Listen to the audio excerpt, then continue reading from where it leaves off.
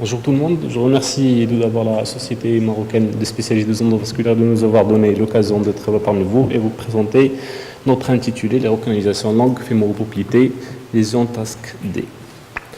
Donc tout d'abord, jetons un petit coup d'œil sur l'artère fémorale superficielle. Comme on le sait tous, c'est une artère la plus longue du corps et elle est fixée entre deux points de flexion. Donc c'est une artère qui subit des très grandes sollicitations mécaniques, à savoir les torsions, les élongations, la compression.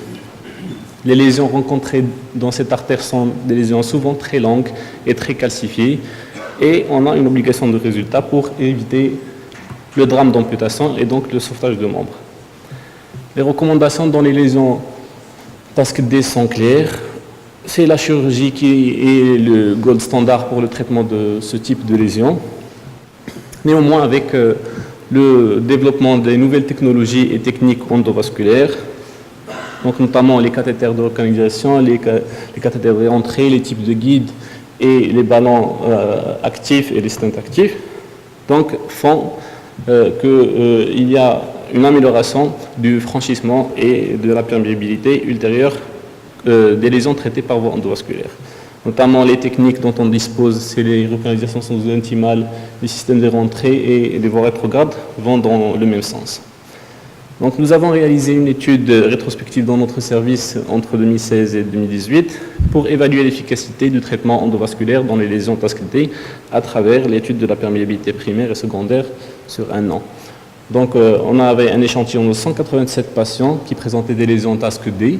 Nos patients, ils ont eu un bilan morphologique exhaustif et ils présentaient 141 cas d'ischémie critique et 46 cas d'anémie stade 2. Donc on a scindé nos patients en deux groupes.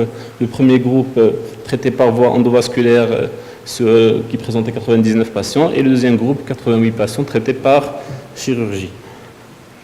Donc l'âge dans le groupe A, il était relativement élevé par rapport au groupe B, 75 ans. 7 dans le groupe A contre 59 ans. Et ce qui est le plus important, les patients qu'on a traités par voie endovasculaire, ils présentaient plus de comorbidité, à savoir 78% de coronaropathie et 35% d'AVC ischémique, contre seulement 20% dans le groupe B et 2%.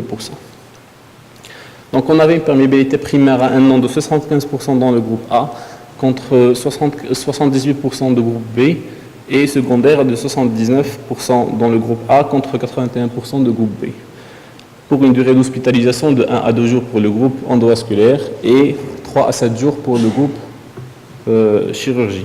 Donc sur la courbe de Kepler-Mayer, il n'y a pas de différence significative entre les deux perméabilités, que ce soit dans le groupe A ou bien le groupe B. Nous allons voir maintenant un échantillon d'un des patients que nous avons traité.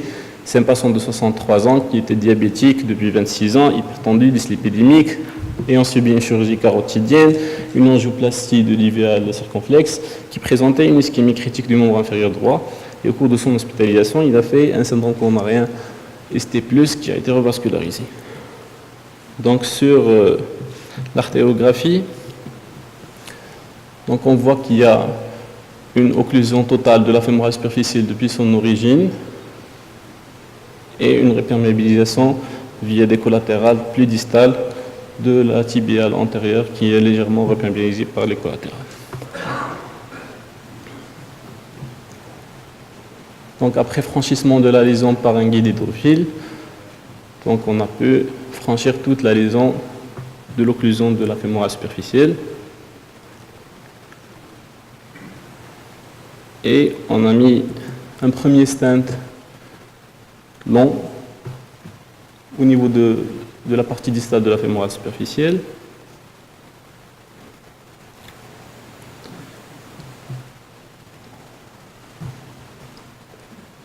Puis un contrôle post-pose de stent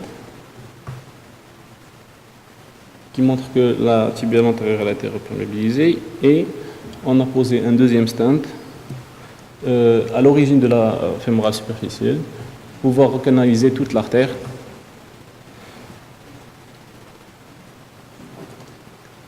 Donc là, on est en train de gonfler le ballon après la pose du stent.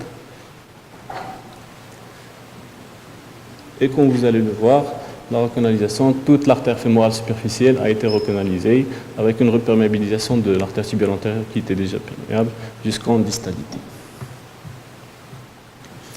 Donc, pas mal d'études dans ce sens où ils ont été publiées, sauf ces deux études basiques 2004 et le Ponto qui présentaient un faible échantillon et qui ont conclu que la chirurgie reste supérieure au pontage.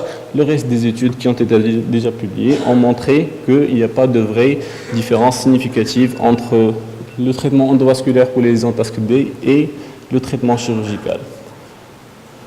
Donc, dans une autre étude, ils ont montré les différents types de stents et le pontage qui restent tous dans le même sens. Ça veut dire qu'il n'y a pas de grande différence entre les deux traitements. Donc on est devant une occlusion longue de l'artère fémorale superficielle, on devient dans l'embarras du choix. Quelle lésion choisir? Est-ce qu'on opte toujours pour le traitement chirurgical ou bien on change vers le traitement endovasculaire? Les recommandations de la Société européenne de cardiologie en 2012 sont venues pour nous éclaircir dessus. Un traitement endovasculaire de première intention, il peut être considéré même pour les lésions TASC D chez les patients avec des comorbidités sévères, à condition que l'équipe qui fait ce travail ait l'habitude de faire ce genre de traiter ce genre de lésions. Donc pour conclure, la chirurgie reste le traitement de référence. Le traitement endovasculaire, c'est une alternative séduisante chez les patients qui présentent des comorbidités sévères. L'amélioration des résultats avec les progrès techniques et les nouveaux matériaux. Et le traitement endovasculaire, on voit qu'il est en perpétuelle évolution et gagne du terrain par rapport à la chirurgie. Je vous remercie.